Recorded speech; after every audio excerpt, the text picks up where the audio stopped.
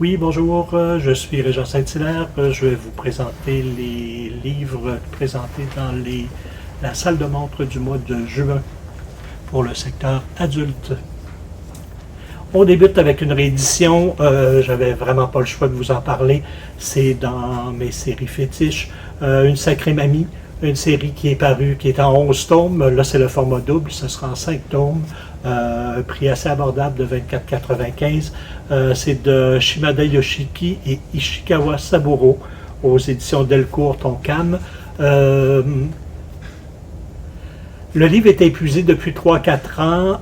C'est une très bonne idée de le réimprimer. C'est inspiré d'un roman autobiographique.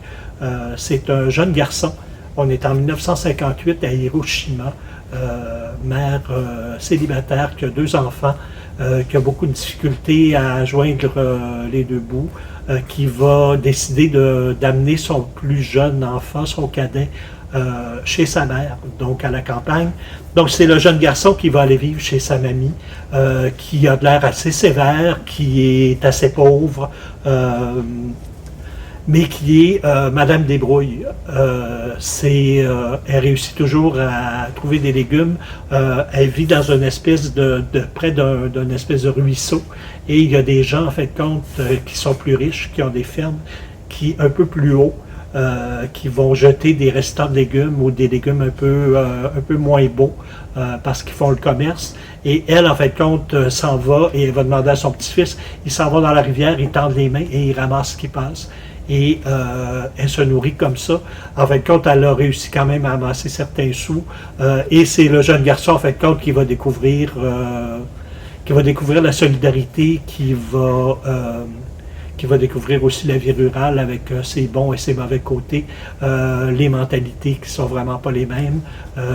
Donc c'est une chronique, en fait, une chronique de mœurs hyper touchante, avec un dessin très très typique là, des années 90, très très rond, un peu caricatural. C'est un incontournable tout à fait magique. Je vous le conseille fortement. On continue avec un album québécois de Cab aux éditions Nouvelle Adresse. Ça s'appelle U-Town. C'est l'album le plus réussi de Cab pour le moment, à date.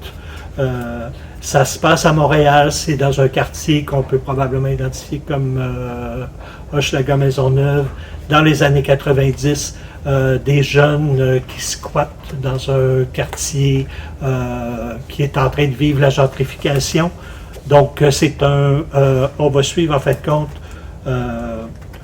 un jeune artiste très très paumé, drogue, alcool, ils squattent vraiment. C'est une bande de jeunes qui ont vraiment pris le contrôle d'un édifice qui est appelé à être détruit.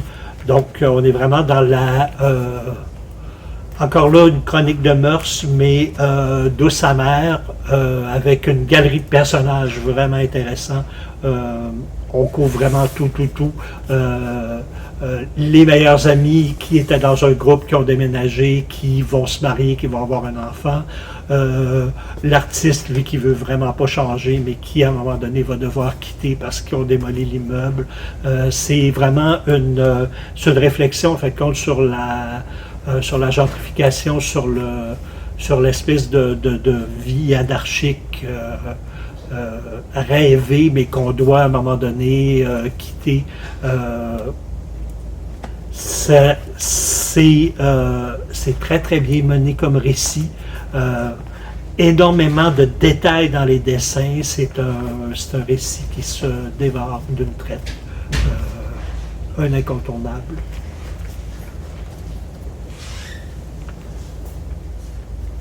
Le prochain, c'est De la tyrannie, 20 leçons du 20e siècle de Timothy Snyder chez Gallimard, bande dessinée. On est dans un album de résistance. C'est c'est des leçons en fait compte sur l'autoritarisme, sur le totalitarisme. C'est 20 leçons ne pas obéir à l'avance. Donc, on n'est pas vraiment dans un format bande dessinée comme tel. On est plus dans un album illustré. On est dans un documentaire sur la résistance, sur la montée des fascismes. Donc, on est vraiment sur l'Italie, l'Allemagne, mais on fait énormément et de plus en plus, à mesure que l'album avance, des références à Donald Trump. Quoi ne pas faire, le 18e leçon, c'est rester calme quand survient l'impensable. Donc, c'est un manuel, en fait, quand on va parler énormément de Vladimir Poutine aussi. C'est un manuel de survie sociale qui est vraiment à mettre entre toutes les mains.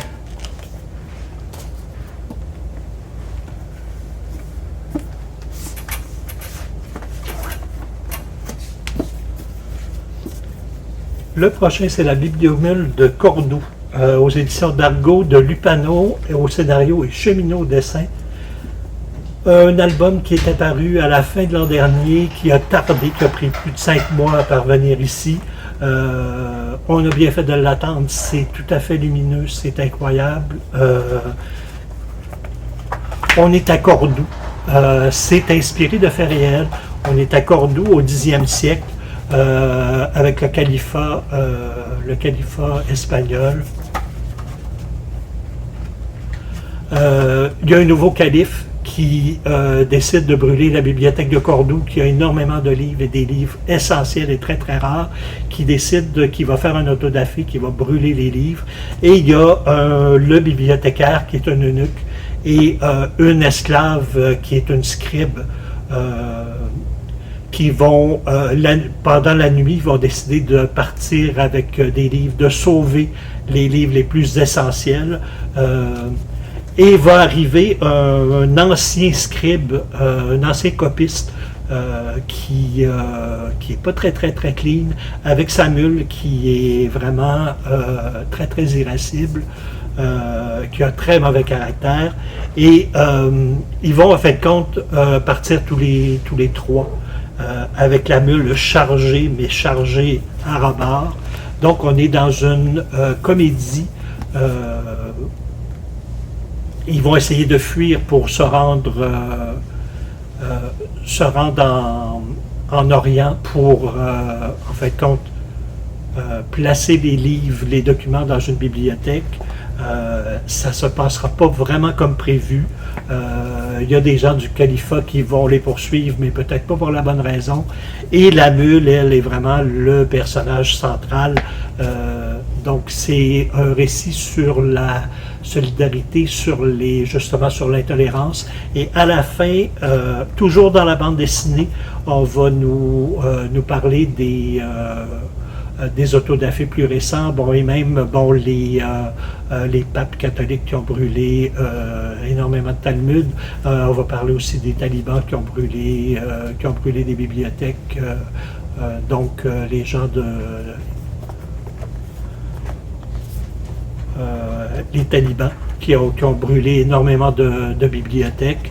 Donc, on termine en fait compte avec une espèce de petite réflexion sur le droit à la préservation du savoir littéraire, donc du patrimoine littéraire. C'est vraiment un album magnifique.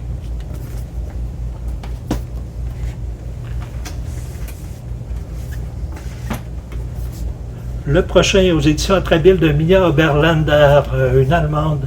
Ça s'appelle Anna. On va parler, en fait, on va aller sur 3 générations d'Allemandes qui sont très grandes. Donc, on va parler de différences corporelles avec un dessin tout à fait singulier. C'est autobiographique, mais c'est l'histoire, en fait, compte de sa famille.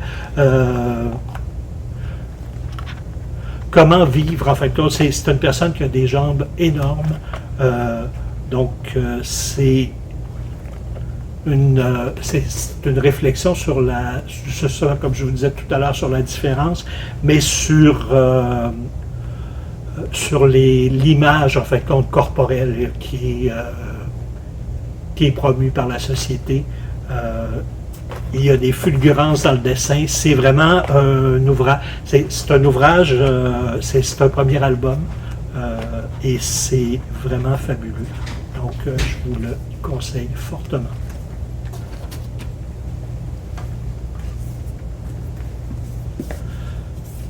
Une drôle de d'ovni qui est arrivé il y a 2 semaines, un album qui a été paru en 2017 en Espagne de Romy Palardo, La Mort Rose, c'est aux éditions La Cafetière. C'est hyper prophétique. C'est un récit en fait compte sur une société post-pandémique. Donc il y a eu une pandémie. Il y a des jeunes, en fait, compte, bon, les adultes ont été isolés et ils ont pris les enfants et ils les ont emmenés dans des internats.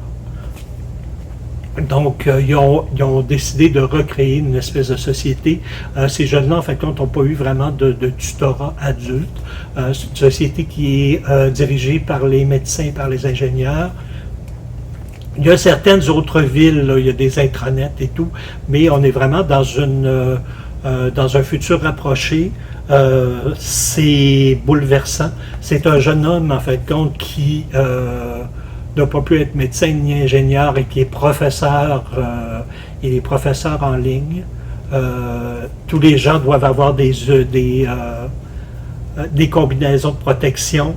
Il y a des contrôles, sanitaires, il y a des contrôles aussi, il y a des couvre-feux permanents toutes les nuits.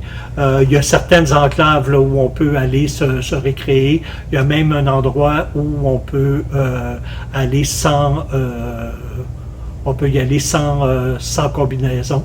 Donc, pour avoir des espèces d'interactions humaines, c'est très troublant. Oui, c'est la mort rose, donc on est en bichromie, blanc et rose et rouge. C'est très orwellien comme récit, une fin qui est assez déroutante. Donc c'est vraiment évidemment ben, c'est ça le héros. Le héros, comme dans tout type de récit du genre, va rencontrer une jeune femme qui va l'amener un petit peu du côté négationniste avec non, mais il n'y a pas de virus, on pourra enlever nos uniformes, on pourra enlever nos combinaisons.